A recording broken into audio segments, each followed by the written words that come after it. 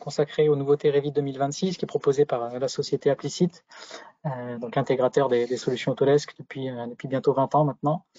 Donc voilà, c'est Joseph Corsi, notre ingénieur d'application qui représente notre agence de Nantes, qui se propose de vous montrer ces nouveautés, ces améliorations. Et donc moi, Jérémy Noulèche, le directeur commercial chez Applicite. On est ensemble pour 3/4 d'heure, 1 heure à peu près. Donc l'idée, c'est de passer très rapidement, vous faire juste une petite introduction sur qui nous sommes, sur la société Applicite. Et ensuite, on vous détaillera les nouveautés techniques, les améliorations. Et on se garde un petit temps à la fin pour les questions-réponses et échanger. Vous pourrez poser des questions via l'outil de chat. Ce webinaire est enregistré, donc vous pourrez retrouver le replay sur notre chaîne YouTube Applicite, voilà, pour le diffuser chez vous en interne ou pour le revoir. Voilà, donc ensemble pour 3/4 d'heure, 1 heure à peu près. Donc Applicite, je vous disais, nous on est intégrateur des solutions Autodesk, on travaille aussi bien dans le BIM, le bâtiment, la construction, que pour l'industrie, à peu près à 50-50 sur ces deux métiers, sur cette activité. Applicite, c'est une société d'une 50aine de collaborateurs, on fait 16 millions d'euros de chiffre d'affaires. Et notre job, c'est d'aider nos clients à choisir le bon outil, la bonne solution Autodesk au bon endroit, de vous accompagner dans l'intégration des logiciels. Et donc, on propose des services, de l'accompagnement, du support technique, des formations personnalisées sur les outils Autodesk. Et notre credo, c'est d'identifier ce qu'on peut améliorer chez vous, étudier avec vous des workflows spécifiques, proposer des développements, de l'amélioration, de l'automatisation. Voilà, ça c'est notre job au sens large. Si on fait un petit focus sur ce qui, je pense, vous intéresse aujourd'hui, donc autour de Revit et nos services pour le monde du bâtiment.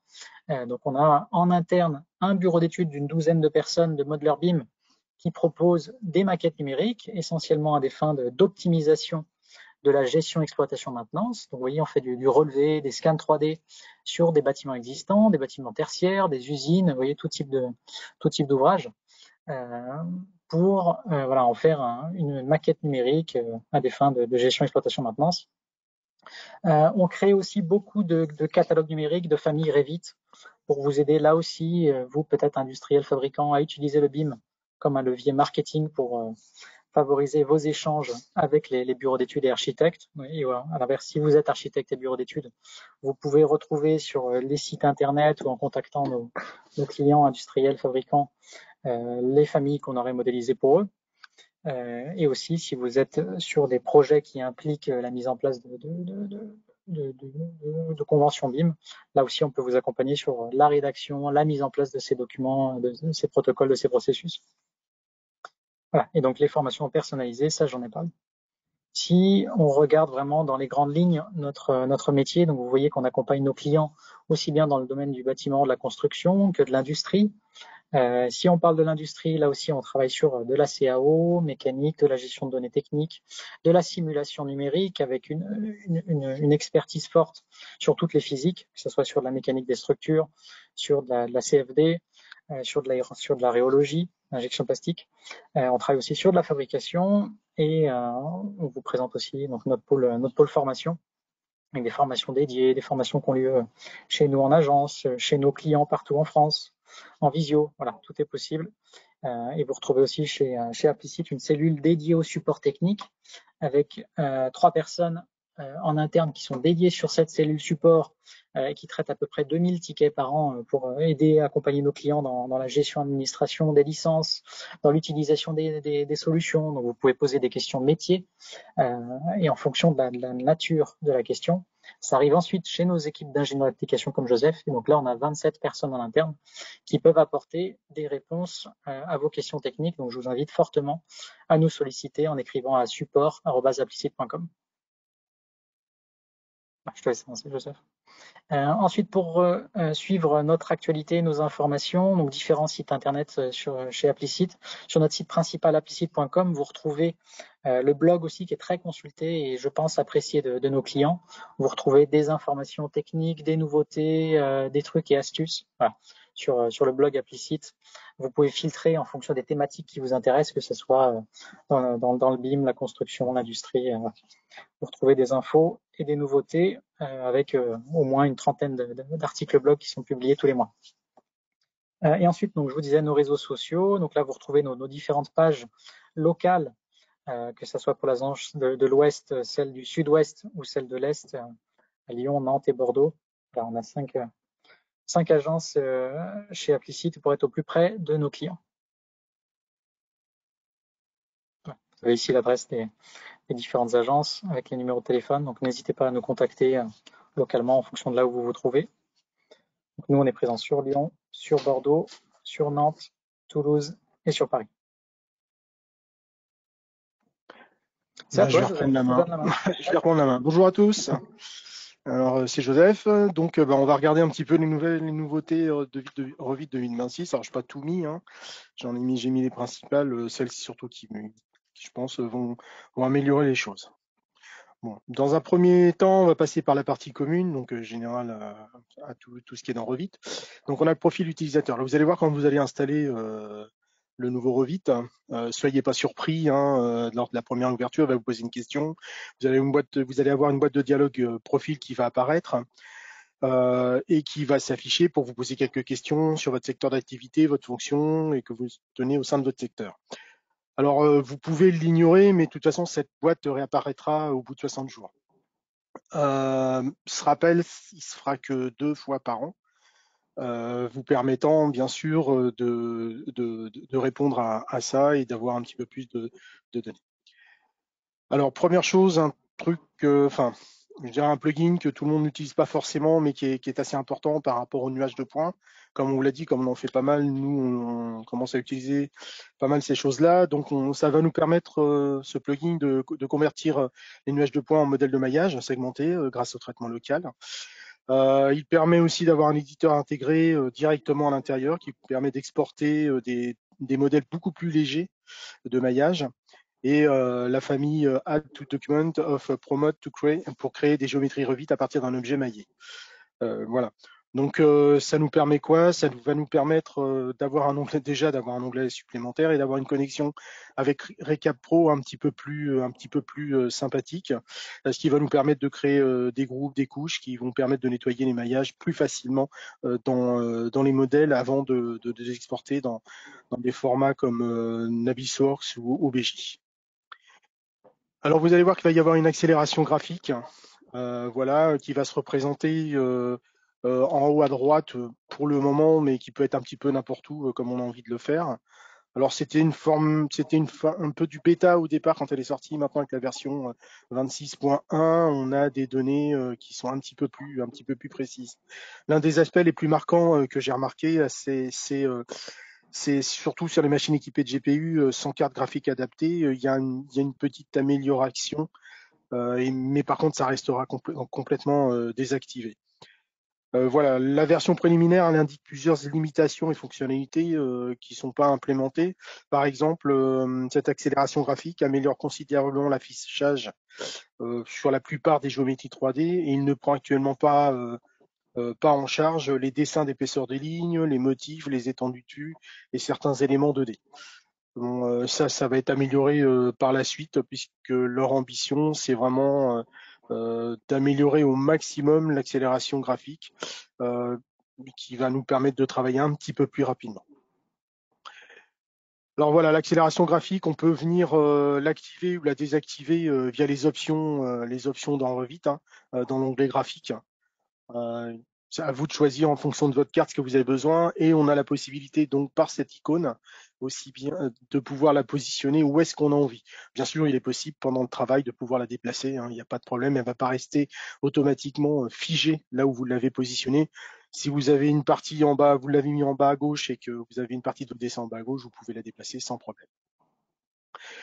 Alors dans la continuité de ce qu'ils avaient fait au niveau de Revit 2025, les barres d'options de ruban qui étaient placées sous les commandes maintenant sont remis directement dans le ruban. Voilà, donc il y en a pas mal, hein, on ne les a pas forcément toutes mises, mais je vous en ai mis déjà pas mal, comme vous avez vu les portes, les fenêtres, les gaines, les canalisations, les chemins de câbles, et les cotes, et bien sûr les étiquettes. Il y a une nouvelle boîte de gestion de liens qui est très très intéressante par rapport à ce que l'on connaît, ce que l'on connaît maintenant. À savoir que cette boîte de dialogue, on va la retrouver, enfin le look de la boîte de dialogue, on va la retrouver un petit peu partout dans Revit. Alors dans l'ancien Revit, n'était pas possible de voir les fichiers liés dans la boîte gestion des liens. Alors c'est pas les fichiers liés, c'est les fichiers importés, pardon. C'était une petite coquille. Pour être sûr de les supprimer, on était obligé de purger le dessin. Dans la nouvelle version, il est maintenant possible de voir les fichiers importés. Voilà, c'est la coquille a été réparée.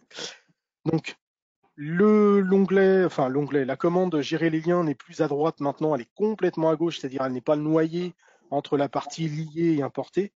Ça, c'était des problématiques que des gens m'avaient fait remonter et voilà, ça a été corrigé. Donc maintenant, on a la possibilité dans la boîte de liens de visualiser aussi bien les fichiers importés que les fichiers liés. Donc tout ça, ça a été centralisé directement dans la boîte de liens. Il y a pas mal de formats qui, pour le moment, ne sont pas pris en charge, tels que le SAT, le BJ, les Rhino, le STEP et les STL. Ils sont actuellement exclus de cette vue-là, mais je pense que ça viendra par la suite.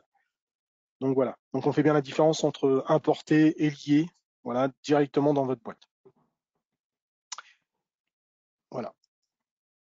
On peut les afficher, bien sûr. Alors, les paramètres d'étiquette de référence basés sur l'instance. Alors les paramètres libellés de référence, étiquette de référence, alors ils étaient basés sur le type et maintenant ils sont basés sur l'instance. Petit coquille aussi. Alors ça veut dire quoi? Ça veut dire qu'aujourd'hui, quand on vient faire une coupe, par exemple, on va avoir la possibilité, alors c'est pour ça que je vous montre ça tranquillement, d'avoir des références, d'avoir des vues, voilà, ça vous connaissez, il n'y a pas de problème.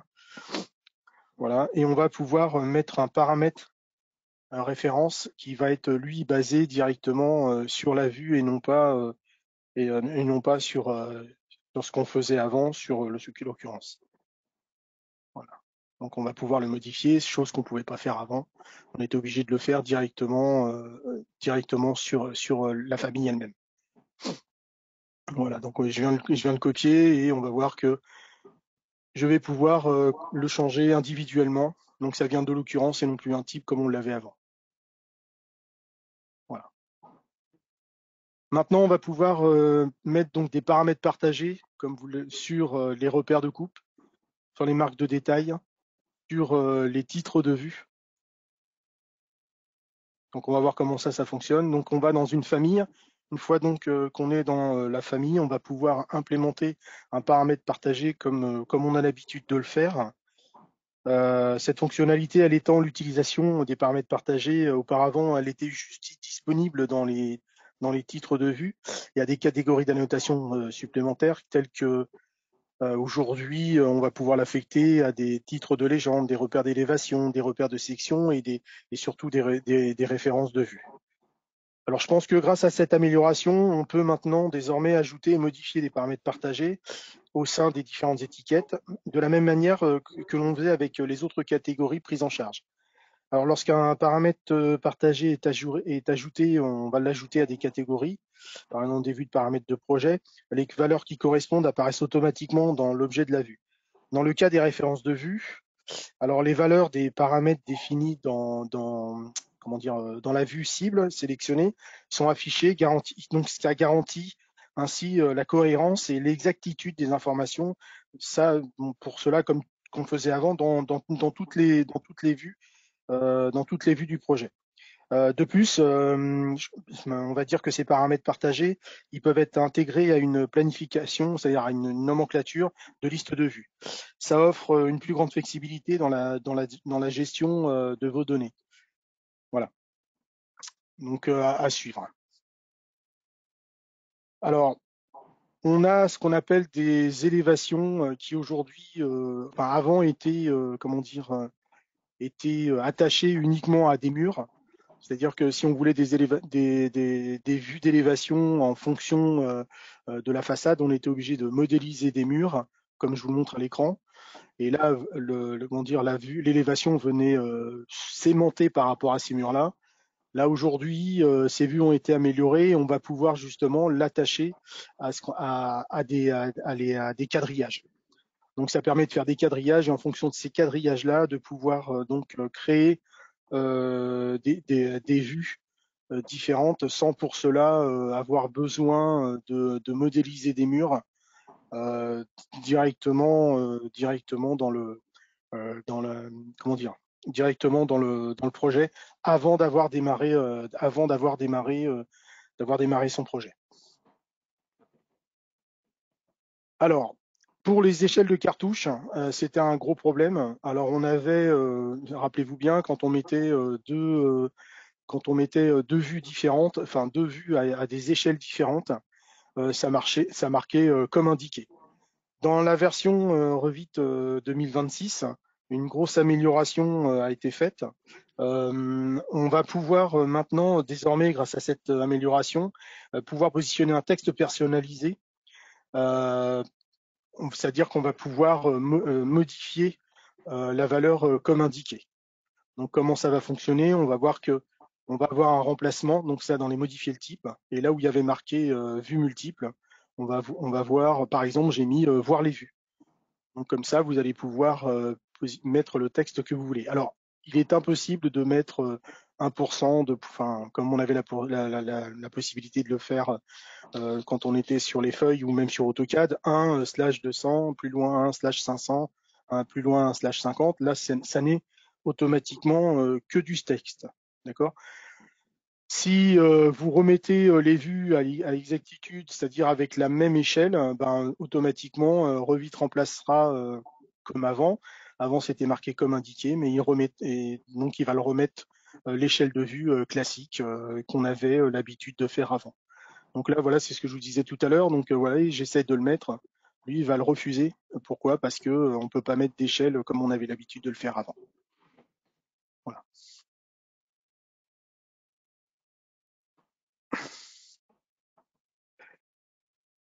Alors la nomenclature de feuilles, on va voir qu'il y a des améliorations assez significatives.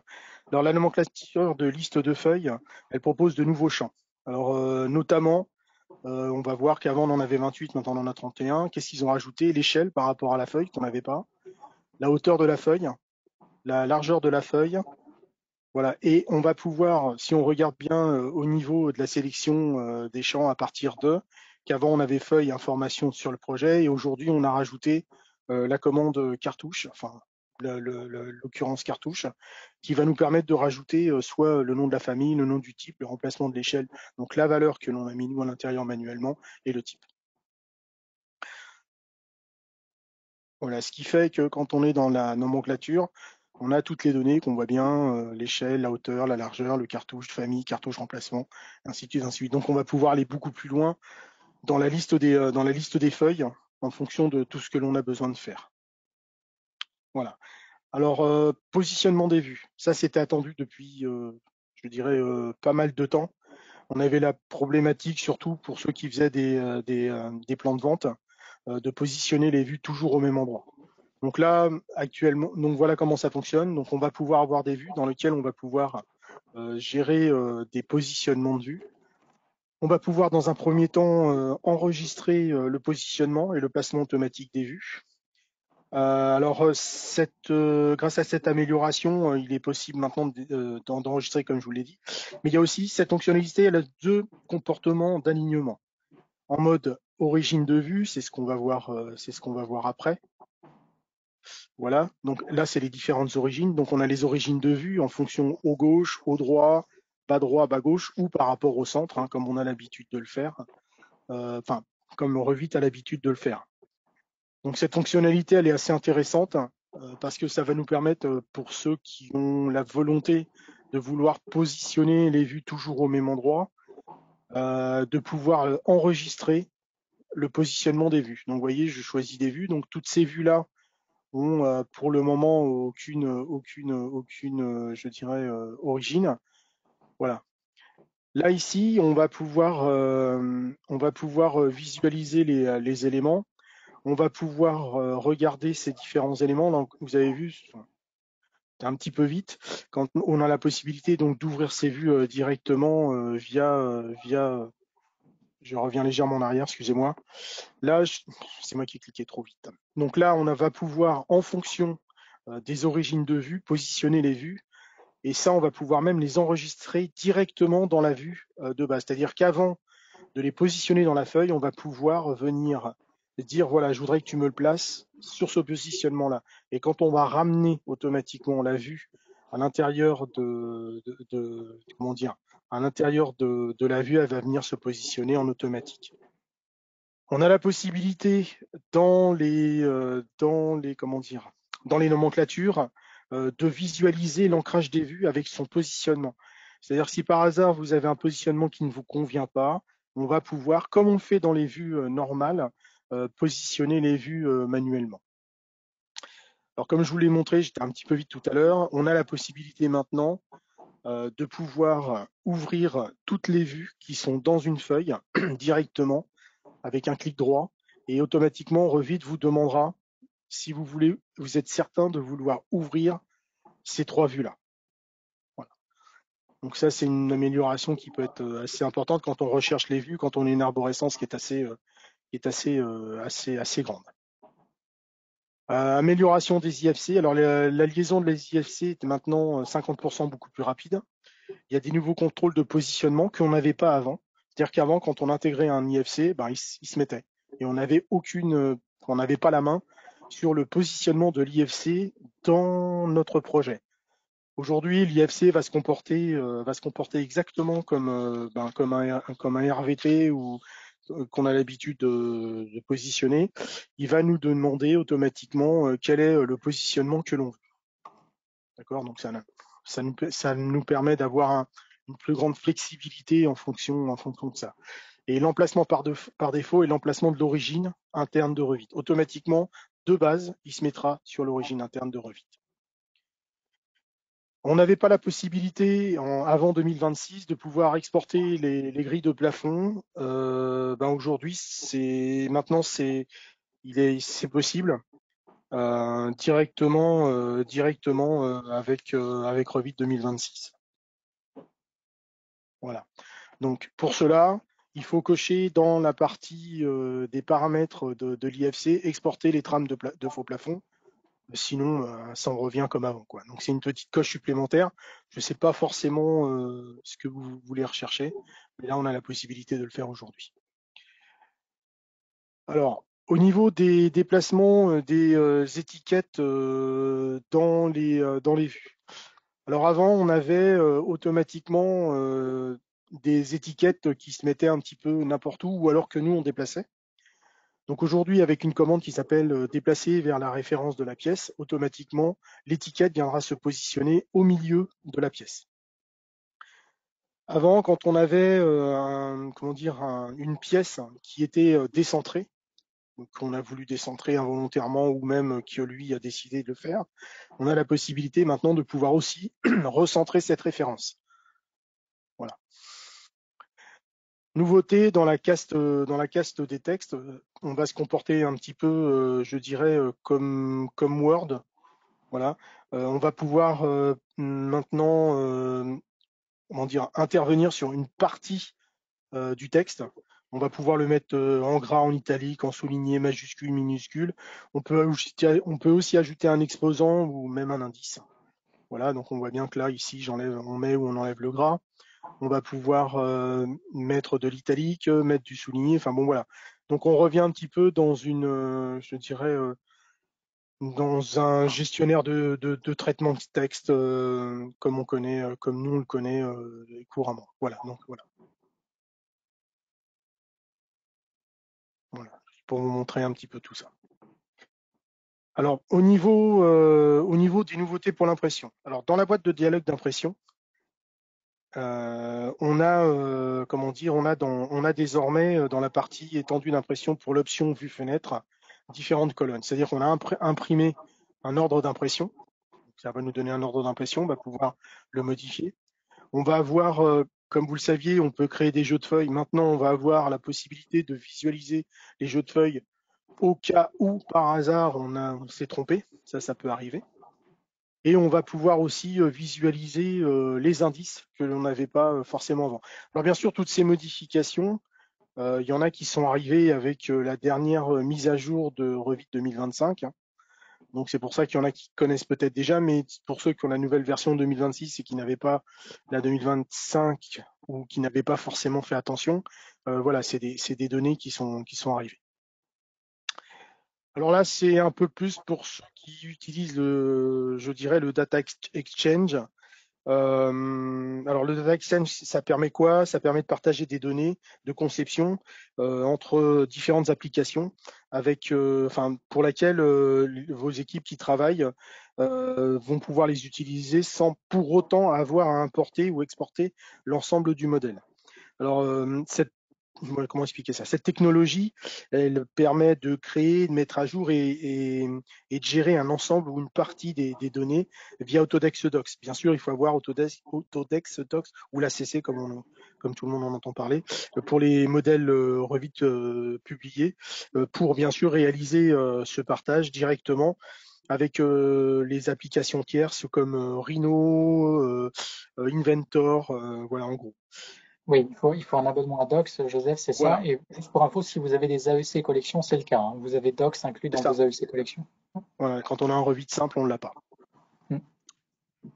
Hmm. Alors aujourd'hui, voilà les data exchange qui sont, enfin, les add-ons de data exchange qui existent. Alors on a ce qu'on a aujourd'hui, ce qui est officiel. Donc comme je le disais avec Docs, Power BI et Power Automate.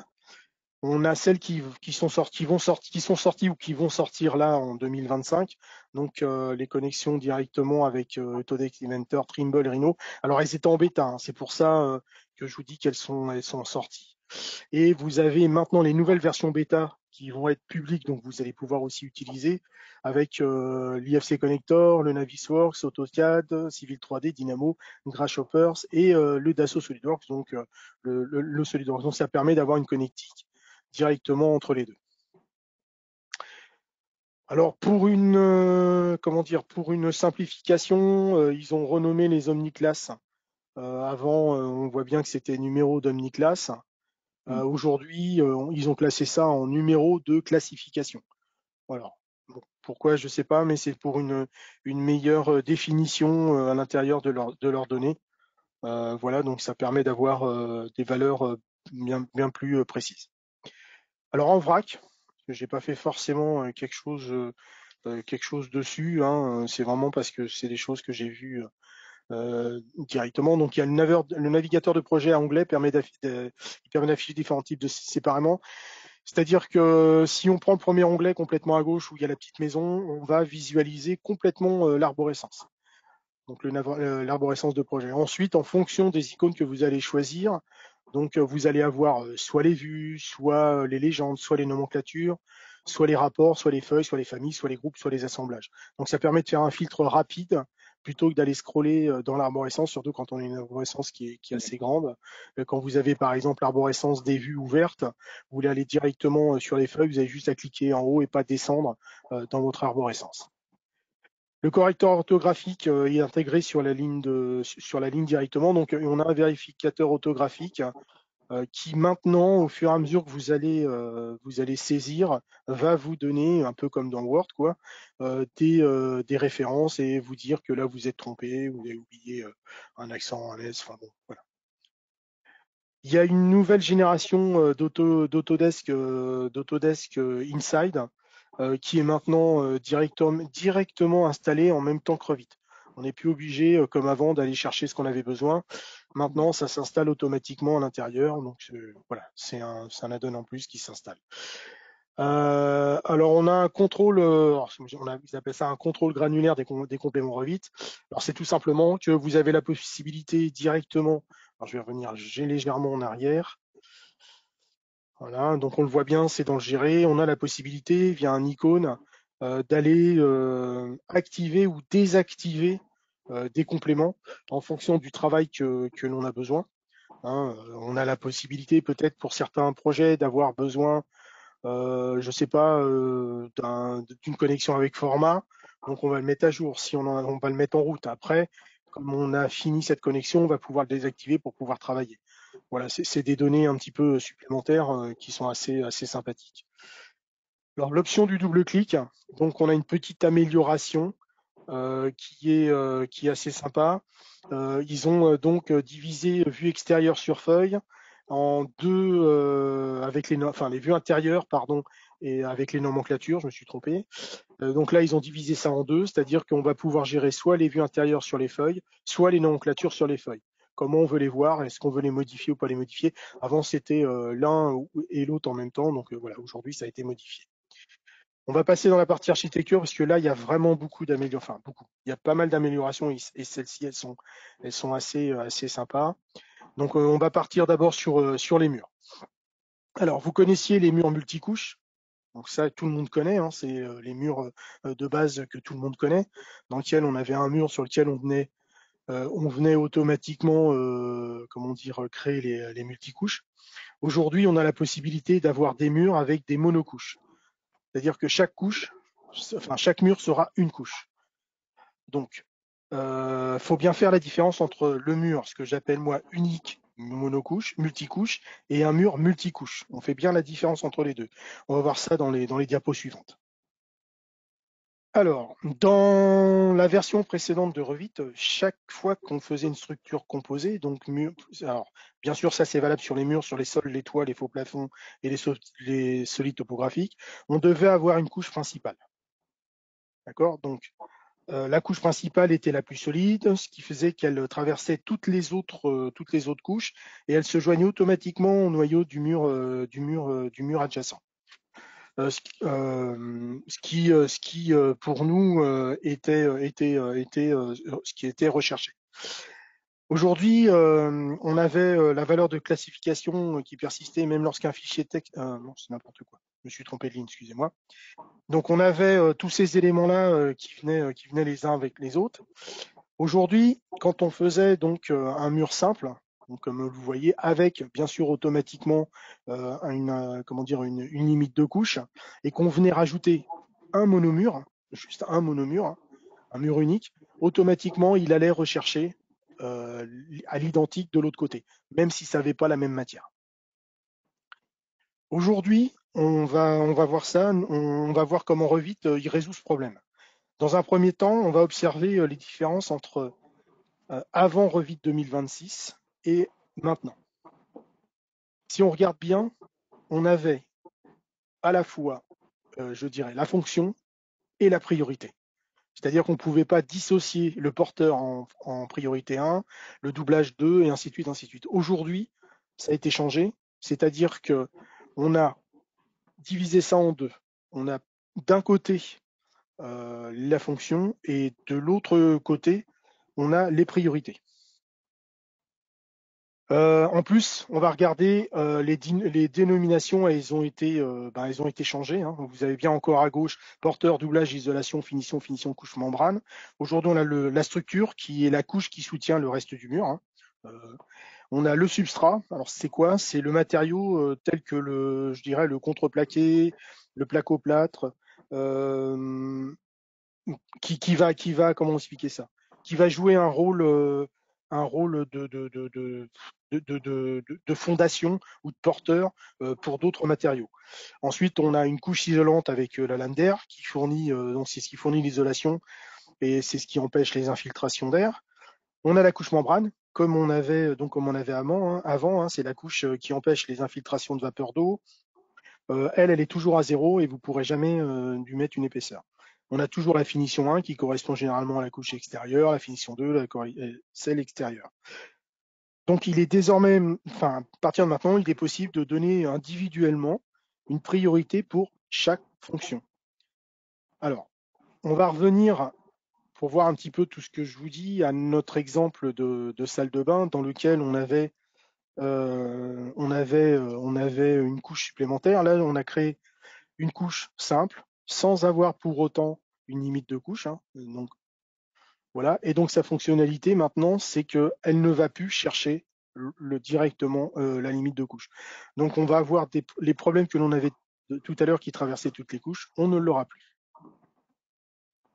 Autre petite, enfin non. grosse amélioration, pas petite, on va pouvoir placer des murs différemment par pièce ou par segment. Ça veut dire quoi?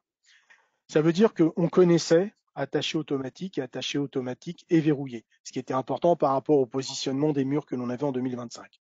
Aujourd'hui, deux nouveaux icônes sont arrivés, placés par pièce et donc placés par segment. Alors, c'est quelque chose qui a été fait pour accélérer et automatiser certaines options dans les murs. Alors, on va voir ce qui se passe. Donc, on va donc prendre un mur.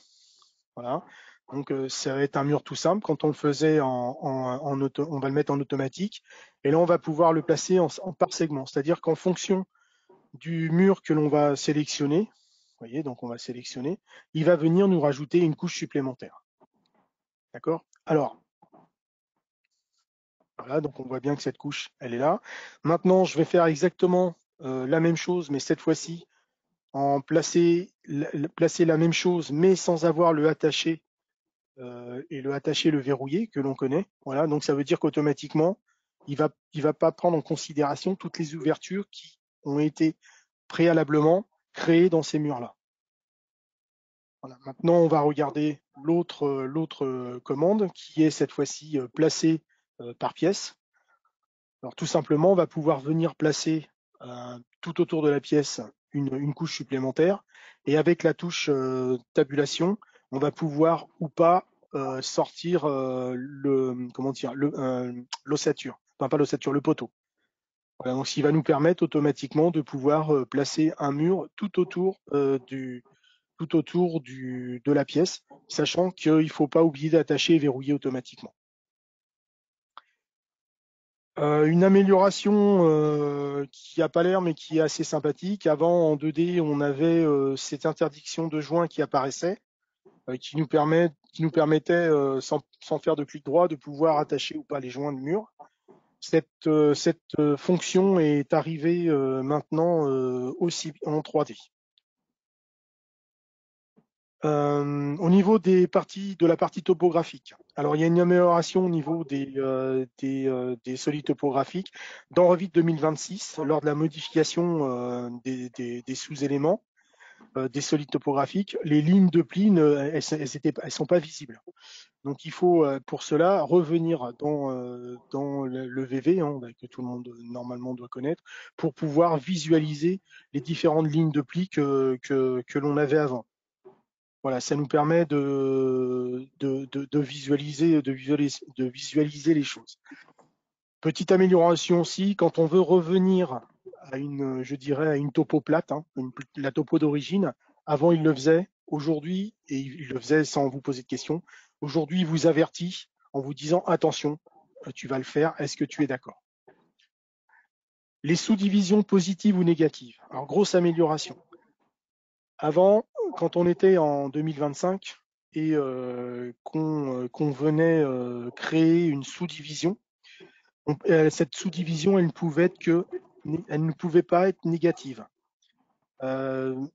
Automatiquement, alors vous voyez, je fais une sous-division, automatiquement, cette sous-division, elle était positive. Donc, ce qui faisait qu'on avait une couche par-dessus, on va dire une couche par-dessus la couche, ou une topo par-dessus la topo. Donc, on va bien le voir, voilà. Donc, cette valeur-là, on va pouvoir, elle était non comprise. Donc maintenant, comment ça fonctionne en 2026? En 2026, on a la possibilité, donc on va faire exactement la même chose que ce que j'ai fait tout à l'heure, on va pouvoir sous-diviser les éléments. Voilà, on va le voir. Avec voilà, donc on a intégré un nouveau paramètre qui va nous permettre de faire plus que ce qu'on faisait avant. Voilà, donc pour ceux qui veulent faire des routes ou des choses comme ça, ou des données différentes, on va pouvoir le faire. Donc on va pouvoir, sur ces données-là, donner un décalage positif ou négatif, chose que l'on ne pouvait pas faire avant. Donc on va le voir là tout de suite. Voilà, donc on va pouvoir venir sélectionner la donnée et pouvoir lui donner donc une valeur positive ou une valeur négative. Donc on va la voir là. Donc voilà. Donc on la prend. Donc on a bien ça c'est la 2025. Voilà, donc avant je vous ai montré qu'on avait deux possibilités. Voilà, donc automatiquement, comme je vous l'ai dit, c'était positif. Si j'essayais un négatif, il nous disait que c'était pas possible, il fallait que la valeur soit comprise en positif. Maintenant, en 2026, donc je prends exactement la même chose. Voilà. Voilà. D'ailleurs, il a créé à 0, hein, contrairement à ce qu'il faisait avant où il lui donnait une altimétrie. Aujourd'hui, on va pouvoir faire un décalage négatif ou faire un décalage positif.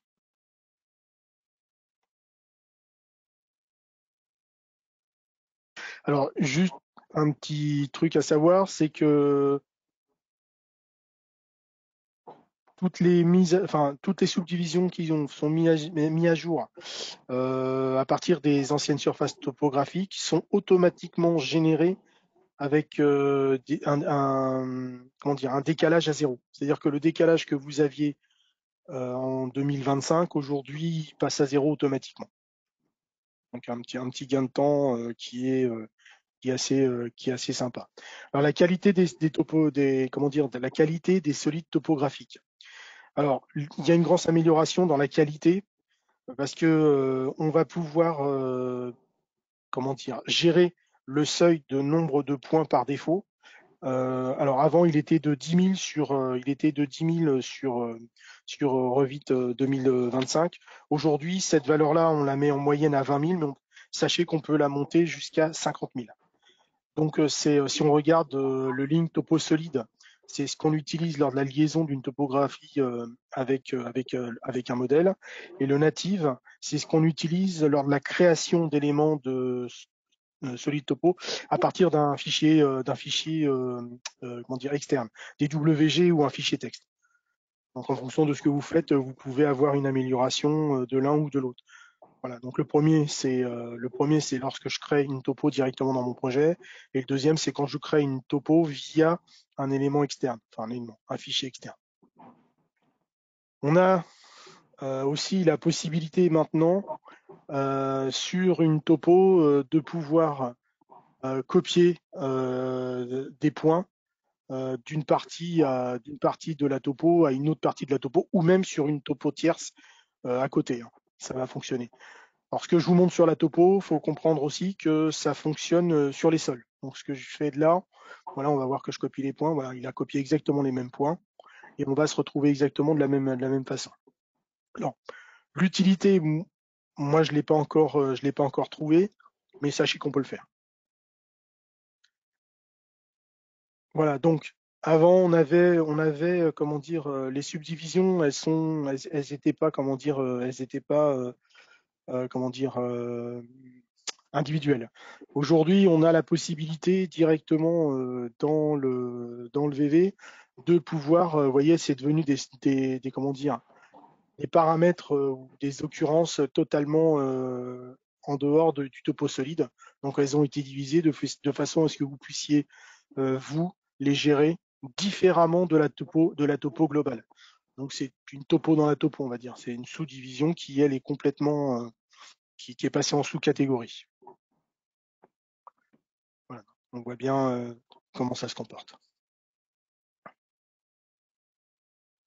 Ensuite, on a l'amélioration de la stabilité de l'UDN. Alors, quand on a du mal à découper des solides topographiques, c'est un petit peu plus compliqué. Donc là, on a des fois, on comprend pas pourquoi je fais un bid, ça coupe pas. Donc là, on va lui demander une stabilité beaucoup plus précise dans ce que vous faites, ce qui va nous permettre de couper de la topo, alors qu'il y a des fois, ça passe pas. On ne sait pas pourquoi. Ben, en faisant ça, on va avoir une meilleure stabilité. Alors la mettez pas tout le temps, mettez-la uniquement quand vous voyez que vous avez une petite difficulté à découper votre topo solide. Alors automatiquement, dès que vous allez le mettre en route, vous allez avoir un pop-up qui va arriver ou une fenêtre qui va vous poser la question d'activer ou pas, de valider tout ce que vous avez besoin. Voilà. On va passer dans la partie collaboration. Alors, j'ai parlé que de ça parce que c'est ce que je trouve assez intéressant. Dans la partie, on a la possibilité, et ça, je trouve ça super intéressant. Alors, bien sûr, il faut avoir ACC, encore une fois. Quand on va venir faire le lien sur deux modèles, donc deux fichiers séparés. Donc là, je vais lier l'archi enfin le modèle architecture avec mon modèle MEP. Une fois qu'ils vont avoir lié, je vais pouvoir lui demander directement de pouvoir visualiser via des couleurs certains éléments, chose que je ne pouvais pas faire avant.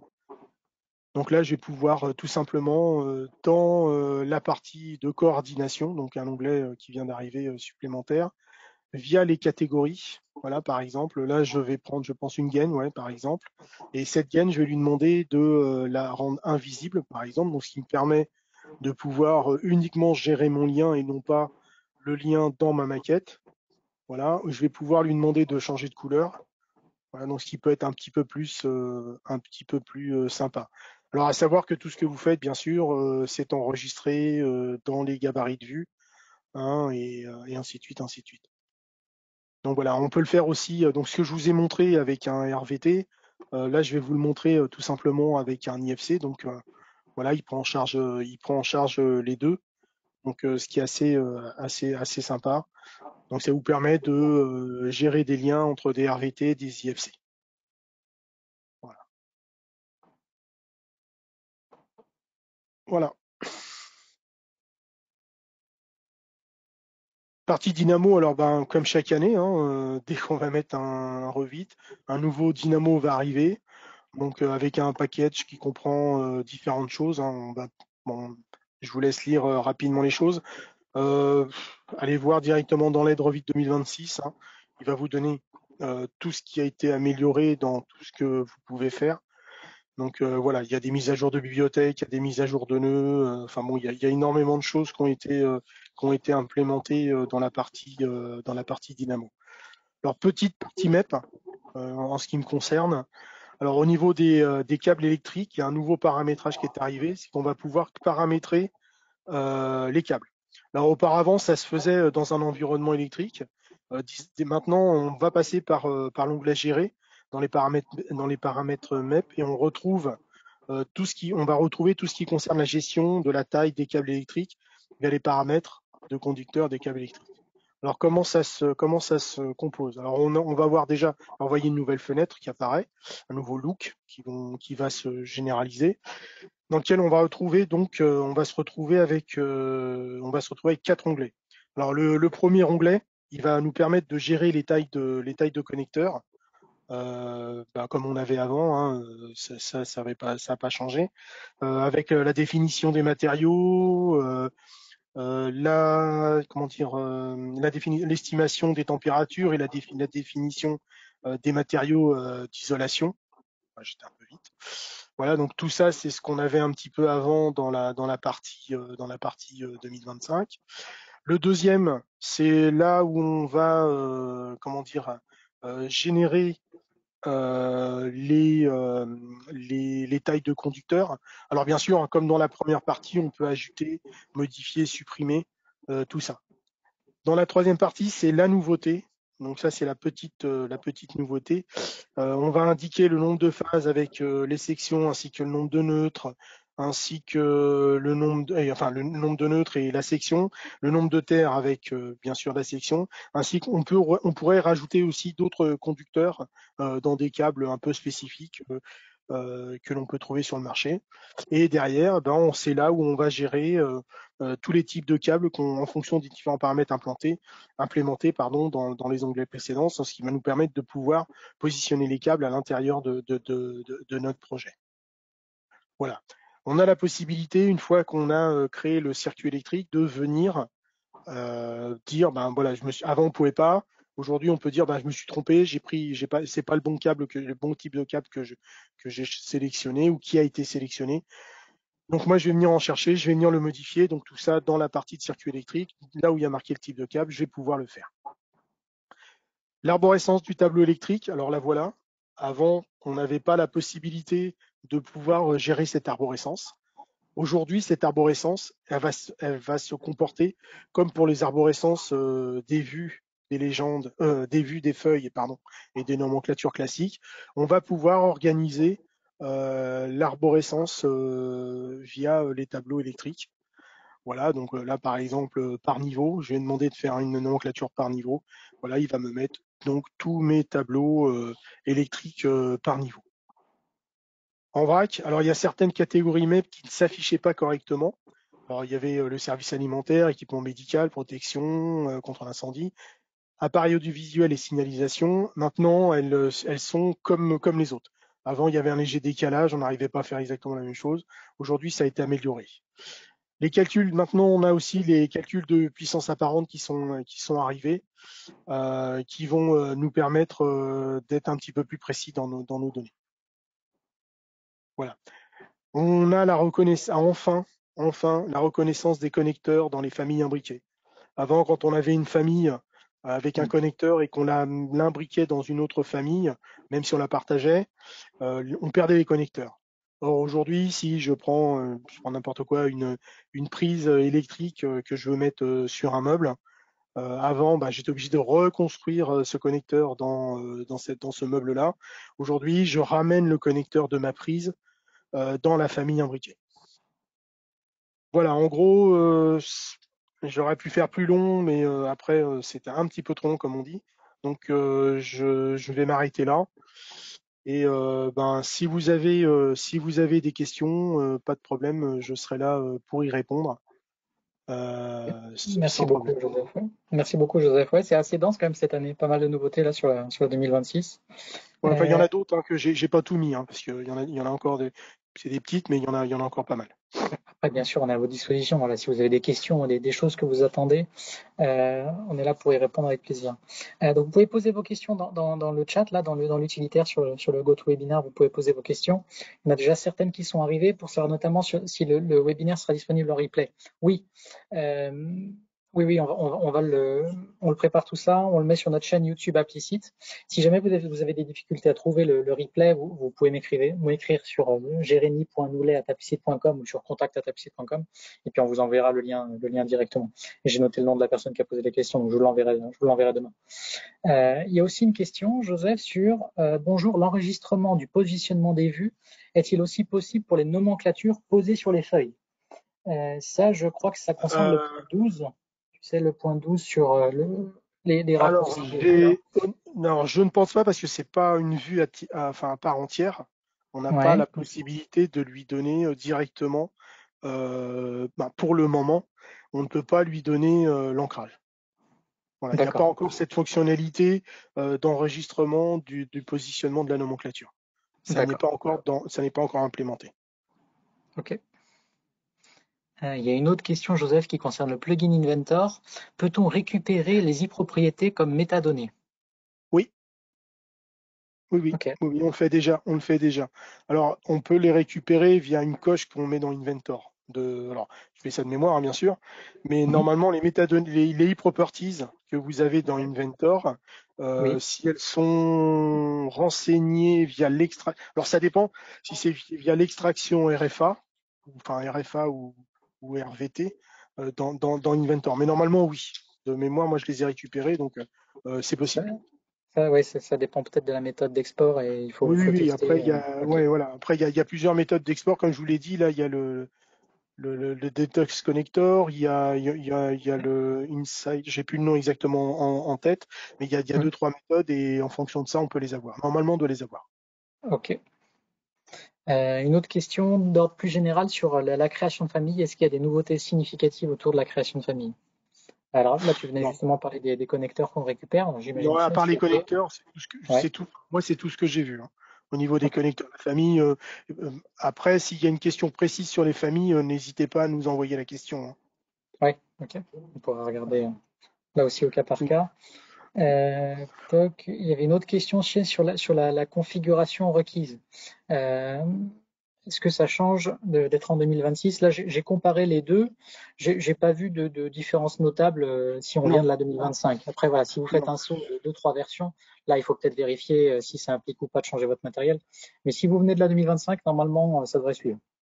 Au niveau graphique, il y a juste cette petite coche supplémentaire qui fait ils améliorent, je dirais, le visuel. Ouais, Maintenant, si vous faites pas trop de rendu ou des trucs comme ça, il n'y a pas de changeant. Mais même, enfin, moi, j'ai pas changé de machine depuis la version 2023, je crois, et je n'ai aucun souci, sans avoir changé de carte graphique, sans avoir rien changé, je n'ai pas, ok, je n'ai pas de souci. Donc voilà. ok. Une autre question aussi, c'est quels sont les problèmes identifiés concernant la conception des murs lorsque vous avez abordé les murs multicouches? Donc Alors, ça, c'était dans le 21, je ouais, crois. ouais, alors la seule contrainte que moi j'ai vue, c'est que si on fait non pas un multicouche, enfin, un multicouche avec plusieurs couches, mais une couche par composant, les retournements extérieurs, enfin en bout de mur, et les retournements à l'insertion d'un objet ne se font pas. Alors que quand je vais mettre une fenêtre, là où on avait les murs multicouches, où on intégrait toutes les couches à l'intérieur, on pouvait faire un retournement de couches, par exemple l'isolant ou même le BA10 qui Ouais, rentrait de l'intérieur ou alors ne serait-ce que l'enduit extérieur. Là, avec cette méthode-là, ça marche pas. Alors moi, ok. c'est moi enfin comment dire, ce mur unique multicouche, enfin ce mur unique, moi je l'utilise par exemple beaucoup quand je vais faire par exemple de la faïence ou du carrelage dans les salles de bain. Voilà, parce que j'ai pas de retournement sur les fenêtres, ça fait le contour de la fenêtre ou même de la porte, mais pas plus. Voilà. Ok, ok. Donc à voir, peut-être que ça Peut-on sera créer amélioré. des éléments sur la catégorie escalier Oui, peut-on dans... créer des éléments sur la catégorie escalier dans Revit 2026? Est-ce que tu Je comprends? comprends pas la question. Moi non plus. Créer des éléments sur la catégorie escalier dans Revit Mais, 2026. ben, un escalier étant une famille projet, je vois pas trop la question. Est-ce qu'il y a une précision qui est apportée sur Zone de l'alignement possible ou non des zones de définition sur des murs ou quadrillages? Non, non. Peut-on Les zones aligner? de définition, elles sont pas faites pour ça. Les zones de D'accord. définition, c'est vraiment pour définir l'emplacement. Non, ça, si on veut, non, on peut pas l'aligner. Pas, enfin, c'est une demande à faire sur. Alors, si vous avez des demandes un peu précises, n'oubliez pas que vous avez ce qu'on appelle un Revit IDEA. Oui, Le j'allais Revit en parler. IDEA, c'est Ouais, voilà. Donc, le j'allais en Revit parler justement. IDEA, Je te donne le lien c'est tout de un, suite. ouais, voilà, c'est Le, ça. Le Revit IDEA, c'est un blog, on va dire, sur oui, lequel tous les utilisateurs Revit peuvent peuvent poser leurs questions, enfin, leurs oui, idées, on va dire, parce que ça s'appelle comme ça.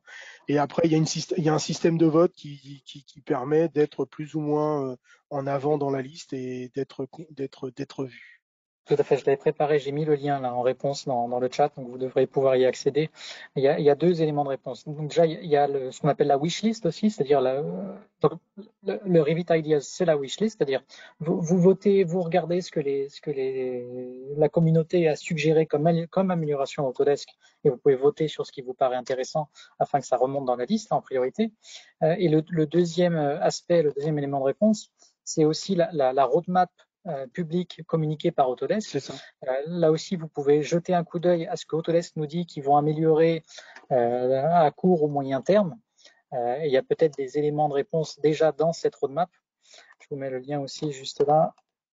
Okay. Sachant qu'il y a pas mal d'améliorations que je vous ai présentées qui viennent justement de Revit IDEA. D'accord? Oui, oui, oui. Il y a pas mal d'idées d'utilisateurs qui sont remontés dans Revit, dans Revit 2026, et même la point 1 d'ailleurs, ça sera exactement la même chose. Voilà, j'ai Donc envoyé n'hésitez pas à donner vos idées, hein, c'est hyper important. tout à fait. Donc j'ai mis le lien vers la roadmap aussi, la roadmap Voilà. architecture, mais sur cette même page, vous avez le lien sur la roadmap Revit Map, Dynamo, Civil, ACC. Voilà. Vous avez des pages spécifiques en fonction des solutions sur lesquelles vous pouvez regarder ce qu'Autodesk nous dit vouloir améliorer prochainement. Alors un truc que j'ai pas montré parce que je sais pas si, enfin, j'ai pas eu le temps de le faire, hein, puis vu le temps imparti, il y a beaucoup d'améliorations maintenant aussi qui sont arrivées entre format et Revit. Donc pour Oui, ceux qui enseignement l'utilisent, SpaceMaker. allez-y. Ouais, Ouais. anciennement Spacemaker. Pour ceux Mm. qui utilisent Format aujourd'hui, il y a une nouvelle fonctionnalité qui vient d'arriver, qui est l'histoire du déblai-remblai. Regardez, c'est pas mal, c'est assez intéressant. Ouais. Ça fait des calculs en automatique, ça peut vous être très utile. Voilà. Ah oui, ça c'est intéressant. Si vous faites de la maison individuelle, peut-être par exemple, non? Mais même, non, enfin pour tout. C'est vraiment pour Ouais. tout. C'est Ok. vraiment, on peut calculer le déblai-remblai en donnant des pourcentages. Enfin bon, c'est l'outil aujourd'hui qui monte pas mal, c'est celui-là. Ça Voilà. manquait, ouais. Ok. Ça manquait pas mal. Ok. Parfait. Est-ce que je vois d'autres questions arriver? Non. Non, il n'y en a pas d'autres là. Pour l'instant. Ok, écoutez, je pense qu'on va pouvoir vous libérer et clôturer la session. Donc, comme je vous disais, c'est enregistré. On envoie le lien directement de replay à ceux qui en font la demande, avec plaisir. Et on le mettra sur notre chaîne YouTube, je pense, d'ici demain. Voilà. Merci beaucoup en tout cas. Merci à toi, Joseph, pour l'implication et tout ce contenu. Euh, donc, on vous retrouve avec plaisir pour de nouvelles aventures. Vous nous contactez si on peut vous aider. Voilà. Si vous avez des questions techniques, voilà, surtout n'hésitez pas. Sur support@tapsite.com, on est là pour ça. Merci à tous de nous avoir suivis. On vous dit à bientôt. Merci à toi, Au revoir. Joseph. Au revoir. Au revoir.